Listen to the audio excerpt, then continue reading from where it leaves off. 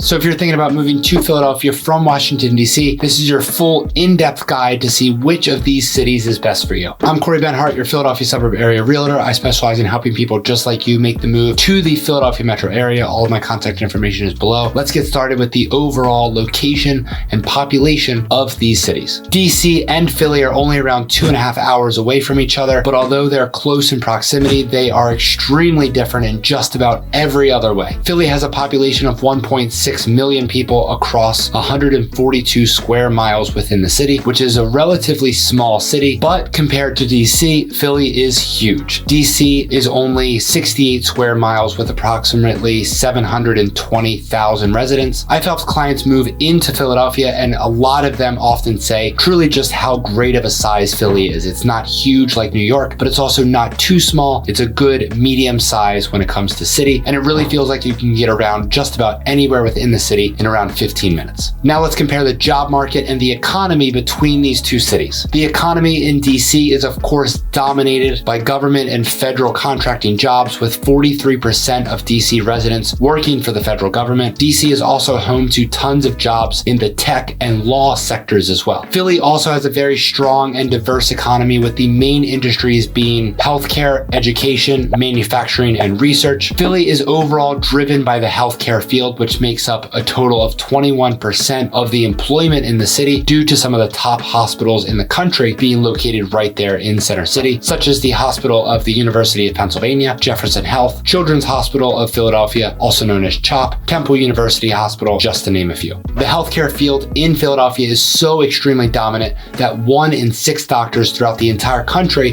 was trained right there in Philadelphia. All right, so one of the biggest differences between these two cities is the cost of living. With DC being such a monumental city, the desire to live there causes the overall cost to be quite elevated. As of the time of making this video, the average home sale price in DC is just over $603,000, which might not seem too bad to live in such a desirable city, but when we break it down by neighborhood, it gets much worse. We're gonna compare the top 3 most expensive neighborhoods in DC to the top 3 most expensive in Philadelphia to truly see the major difference. The most expensive area within DC is known as the Kent neighborhood, which had an average home sale price of $2.6 million, followed by the Spring Valley neighborhood at an average of $1.8 million, and rounding out the top 3 for DC is Georgetown with an average home sale price of $1.7 million. So now let's compare those prices to Philadelphia. The average home sale price in Philly is nowhere near the $603,000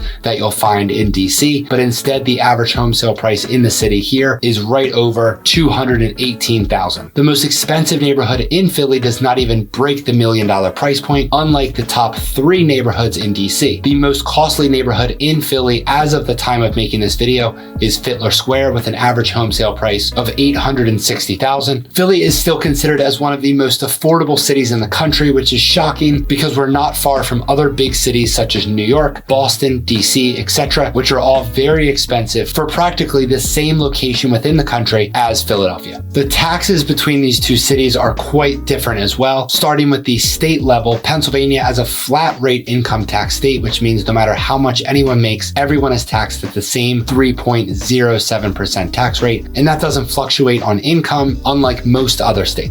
If you live in Philadelphia, there's an additional 3.79% tax on top of that, for a total of 6.8%, compared to DC, which ranges anywhere from 4% for an income up to $10,000, 8.5% between an income of $60,000 and $250,000, and then all the way up to 10.75% at the highest income level in DC. And now for sales tax, Pennsylvania has a statewide sales tax of 6%, except in Philadelphia, which is 2% additional for the city, for a total sales tax of 8% in Philadelphia. DC's citywide sales tax is 6% also, but rates can be higher for specific things such as 10% in restaurants, 14.95% for hotels, and 10.25% for for alcohol. One of the most popular things to consider when moving to a new area is education. Truthfully, most public schools in every city throughout the country aren't known to be the best, so a lot of people find private, religious, and charter schools to enroll their kids in. Beyond K through 12, DC and Philadelphia have some of the top-rated universities and colleges throughout the country. DC is home to Georgetown University, George Washington University, and so many more. Philadelphia is home to the University of Pennsylvania, Drexel University, Thomas Jefferson University, and so many more. Let's talk about some of the famous attractions and landmarks in these cities. DC, we of course have the Capitol, the White House, the Supreme Court, the Smithsonian National Zoo, the Lincoln Memorial, and so much more. Philadelphia is also full of history with landmarks and attractions such as the Liberty Bell, the Philadelphia Art Museum, the Reading Terminal Market, which is awesome. It is just about every type of food and cuisine that you can imagine all under one roof. We also have the Betsy Ross House as well, and so many other amazing attractions and monuments to see here in Philadelphia as well. Speaking of the things to do, both of these cities are full of entertainment and professional sports. Both cities with die-hard sports fans, so keep that in mind if you decide to wear your own team's uniform